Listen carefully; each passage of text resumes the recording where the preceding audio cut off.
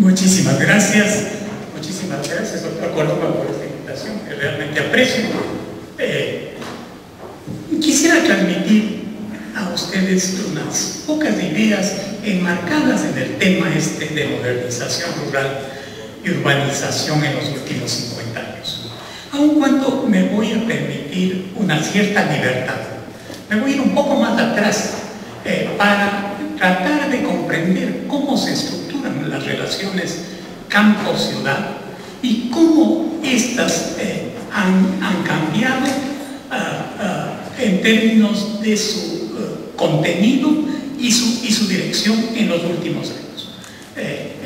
Sobre esa base y comprendiendo esta transformación en las relaciones entre urbanización y sector rural, quisiera acercarme al tema de los nuevos grupos económicos relacionados a la agricultura y el mundo rural.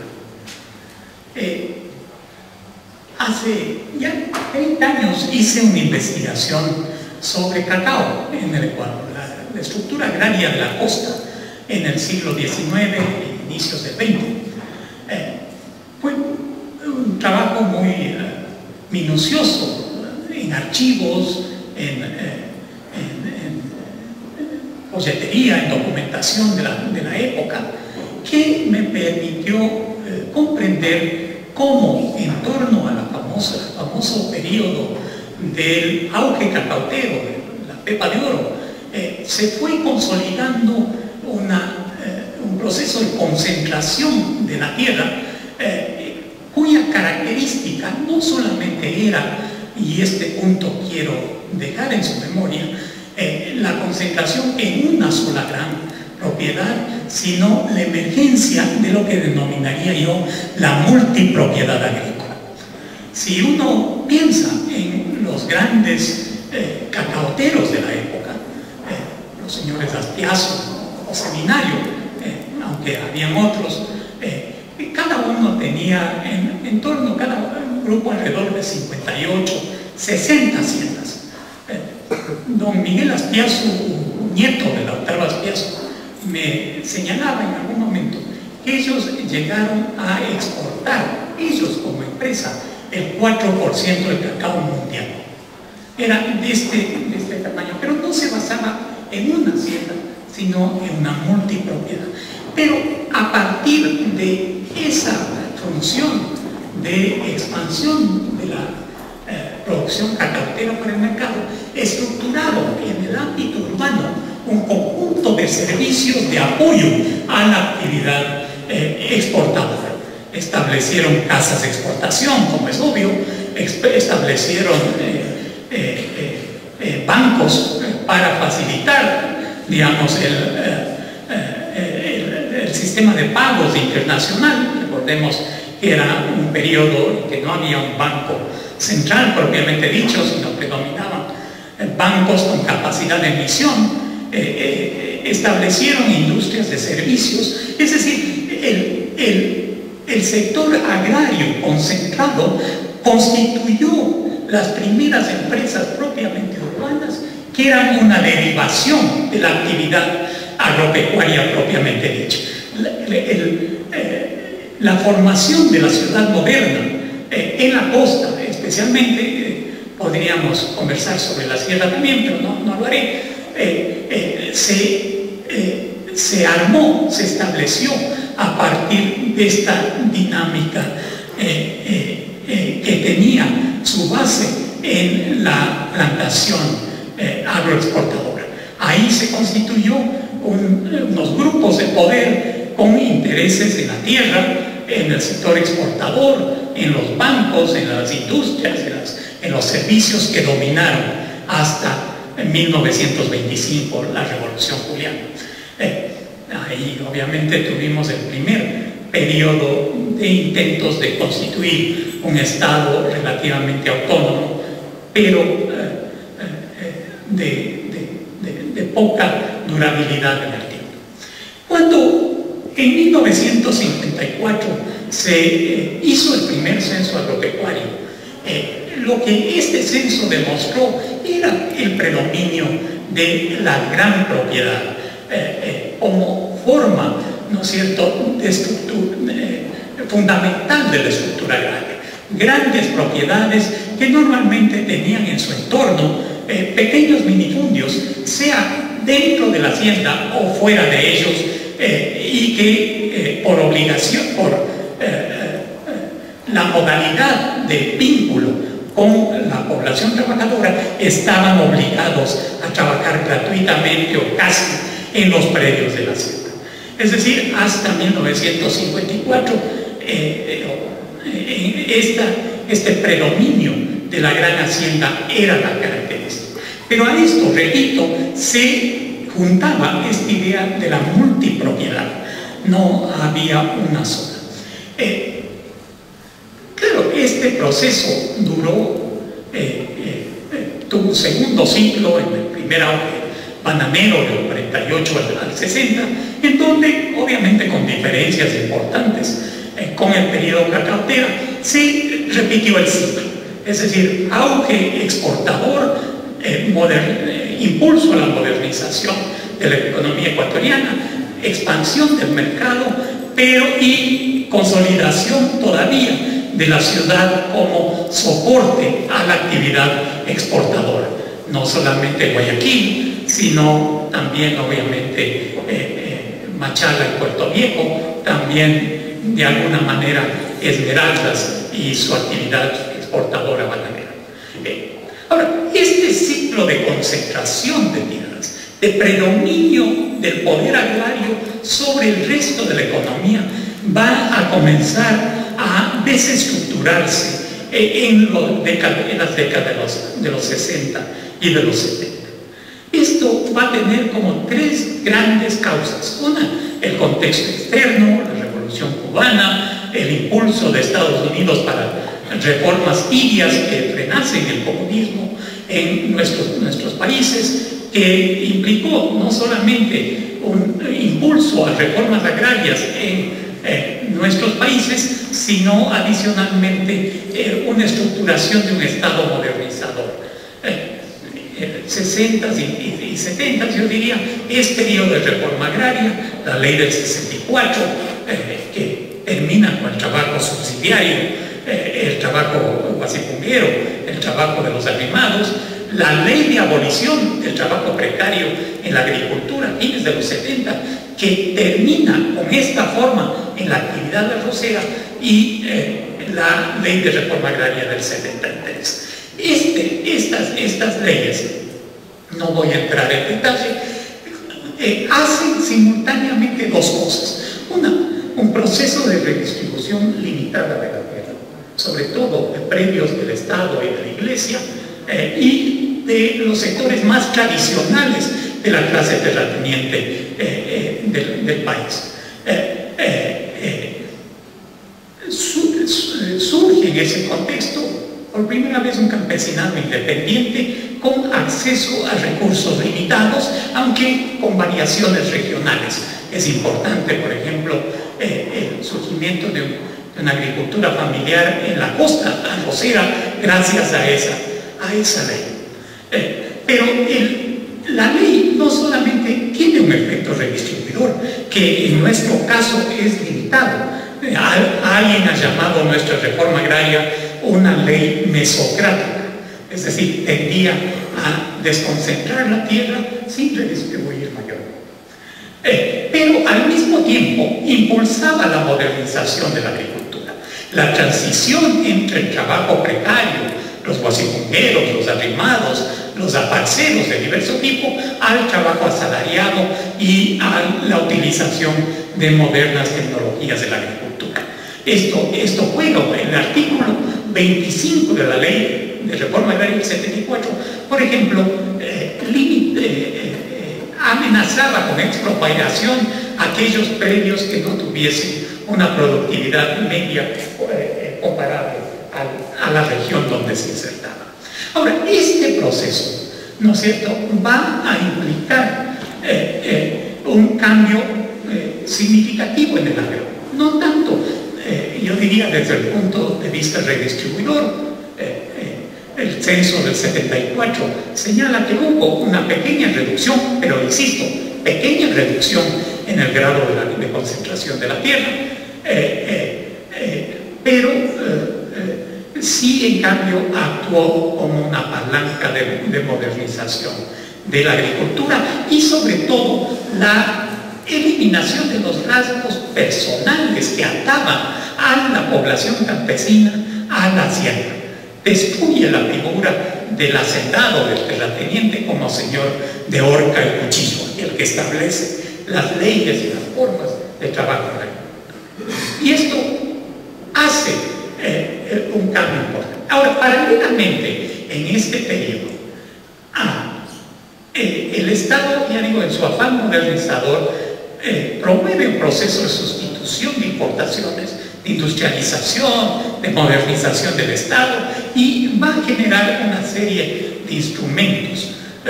Por cierto, hay un trabajo muy interesante, un estudio de Hansen, me parece, que analizó cómo diversos grupos de poder condujeron esas políticas de modernización a intereses particulares. Pero yo diría, el papel de la Junta Nacional de Planificación, del Banco Central a través de sus fondos financieros y de CENDES como promotor de inversión privada en el agro, van a impulsar la constitución de un nuevo sector prácticamente desconocido en el agro ecuatoriano, con la excepción seguramente de ingenios azucareros y molinos. Es decir, el surgimiento de la producción agroindustrial y de la agroindustria como tal, que va a tener sus ejemplos más visibles en el caso de la tierra, con la industria, la actividad lechera y la consolidación de un sector de pasteurizadoras importante.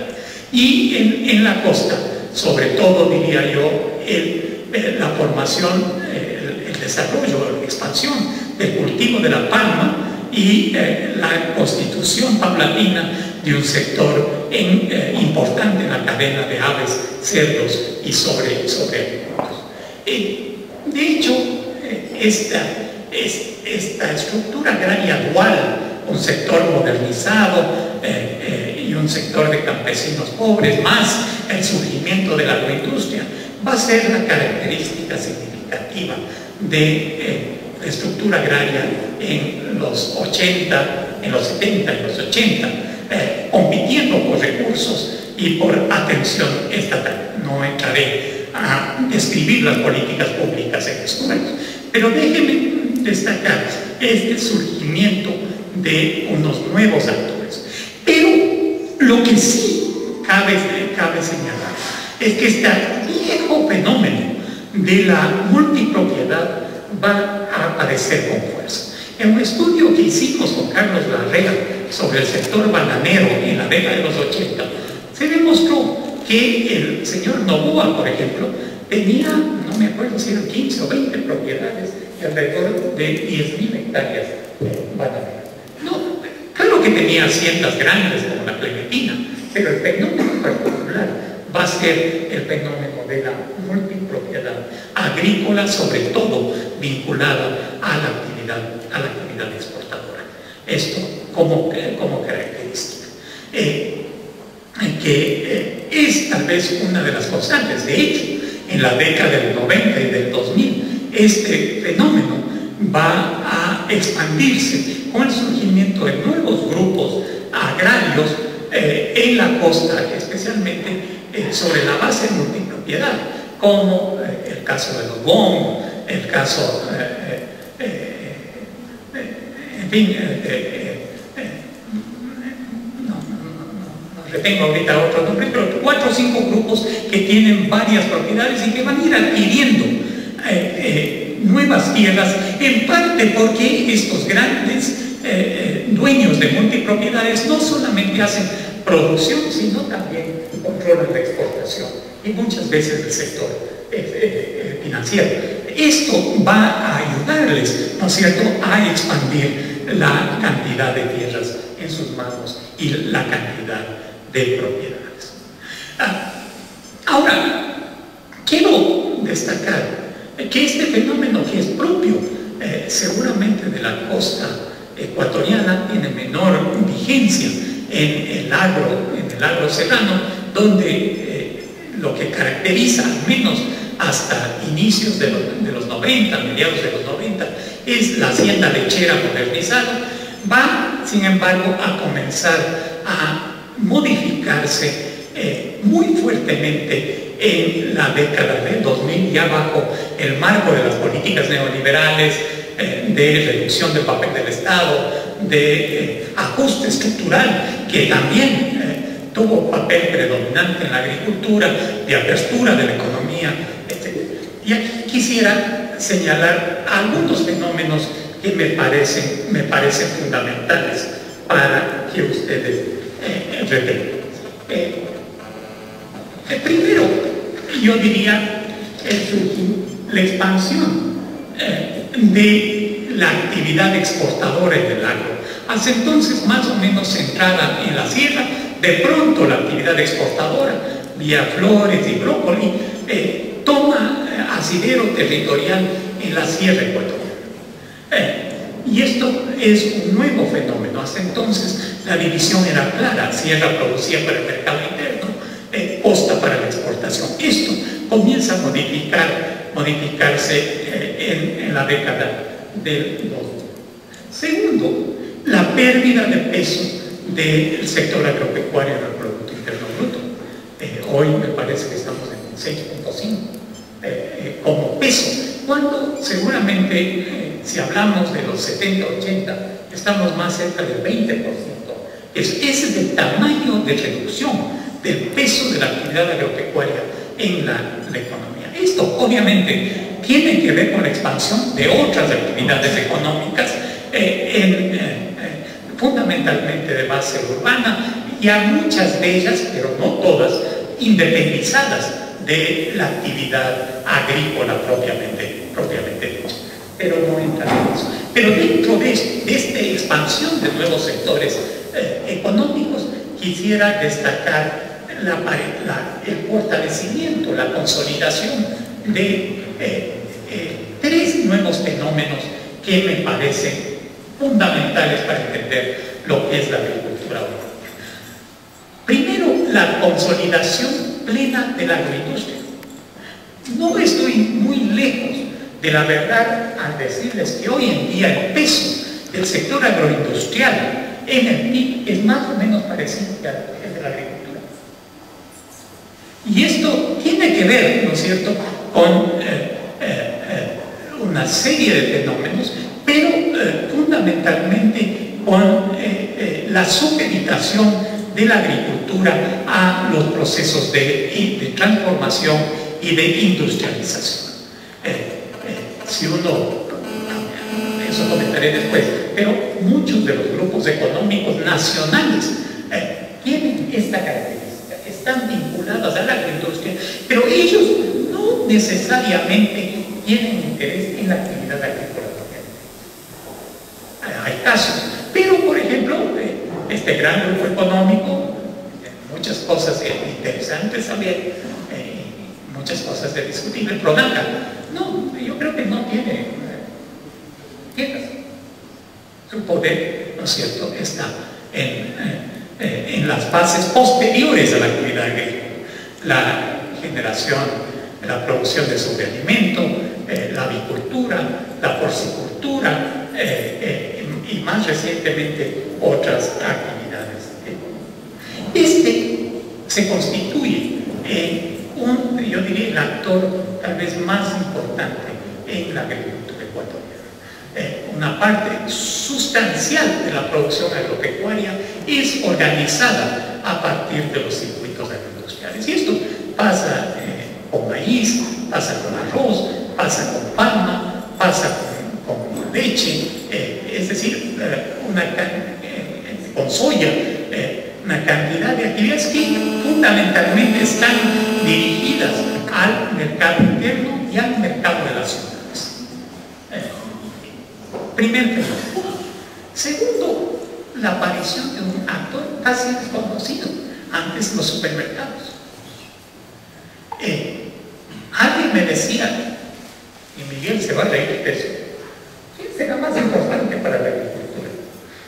Sí, el señor Ray, o el señor ministro. Y creo que no hay mucho donde discutir. Es decir, este sector, fíjense, a fines de los 90, 44% de los alimentos que consumen los ecuatorianos pasaban por supermercados. Yo me atrevo a decir que hoy estamos en torno al 55-58% de expansión de los supermercados, que ya no son solamente un fenómeno de Quito y Guayaquil, sino que hoy en día estructuran los mercados agrícolas de casi todas las ciudades intermedias de ese país y algunas de las ciudades pequeñas. Yo voy con alguna frecuencia a Cayambe. Cayambe tiene aquí, tiene Pía, tiene Santa María, en el sector, ¿no es cierto?, de abastecimiento, y desplazando el papel que tradicionalmente tenían los mercados mayoristas, porque a diferencia de ellos, ¿no es cierto?, el supermercado no espera que intermediarios les lleven la producción, sino que ellos tienen estándares del tipo de producción que quieren, qué tamaño, qué nivel de maduración, qué color. Contamos en cierto momento 14 requerimientos en términos de abastecimiento. Y esto quiere decir tener relaciones más o menos directas con los productores. No es extraño que un producto tan tradicional como el chocho en Cotopaxi, en la Tacunga, que es el principal mercado para eso, los comerciantes tradicionales de la Tacunga tengan que competir ahora por la producción de chocho con los supermercados. Es un producto tan tradicional de la dieta. Entonces hay un desplazamiento, no solamente vía agroindustria, que también se conecta con los supermercados, aunque son grupos económicos diferentes, pero también, ¿no es cierto?, de la producción en verde, llamemos la producción perecible, que también encuentra canales de distribución principal a partir de estos fenómenos. Segundo tipo de fenómeno que caracteriza hoy. Y tercero, diría yo, el surgimiento de sectores de actividad agrícola que están integrados verticalmente a empresas globales. No solamente para distribución. El tema de flores, por ejemplo, me parece que hoy en día el 50% más o menos se exporta como buquets bajo contratos con supermercados en Estados Unidos, y ando en forma directa. Y lo mismo pasa con muchos otros productos que van directo.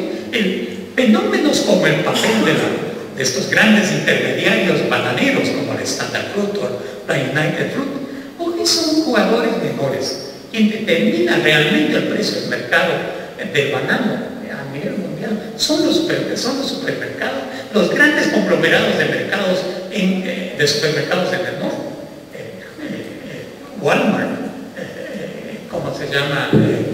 Ahold, estos que tienen redes de supermercados, Carrefour, la francesa, que tienen supermercados globales, no solamente en los países desarrollados, sino crecientemente en los países emergentes como Brasil, como México, como China, y acaban de ser autorizados a entrar a la Unión. Es decir, hay nuevos actores globales donde ya Standard o United, estos famosos monopolios de los 60 o 70, se han vuelto intermediarios frente a estos. Pero, repito, hay este nuevo fenómeno de ciertos sectores que abastecen directamente y que producen exclusivamente para supermercados o mayoristas a nivel global. Ahora, lo otro que pasa en este proceso de supeditación es que la proporción que queda a los productores agrícolas respecto al precio final de los productos cada vez es más pequeño. Es decir, de un banano seguramente entre 12 y 14% queda a los productores acá. Todo el resto va entre exportadores, intermediarios, barcos, maduradores, mayoristas en Europa o Estados Unidos, supermercados. Aunque supermercados cada vez es más importante. Lo mismo acontece, ¿no es cierto?, con los productos agroindustriales. Finalmente, siempre mis amigos de la agroindustria pollera me dicen, un pollo finalmente es un maíz con alas. Pero, claro, $16.50 por quintal para un precio de pollo de torno a $2.50 señala dónde está, digamos, la parte principal del excedente general. Entonces, quiero redondear esta idea con este tema, ¿no es cierto?, de supeditación creciente de la agricultura a actividades económicas fundamentalmente de base urbana, de grupos que no necesariamente tienen intereses de la tierra directamente, que no producen, sino que adquieren y le transforman, le procesan, le clasifican, etc. Y, sin embargo, digamos, un fenómeno de reducción, yo diría todavía moderada en términos de concentración de la tierra, pero todavía vigencia significativa de la multipropiedad en muchos de los sectores. Muchas gracias.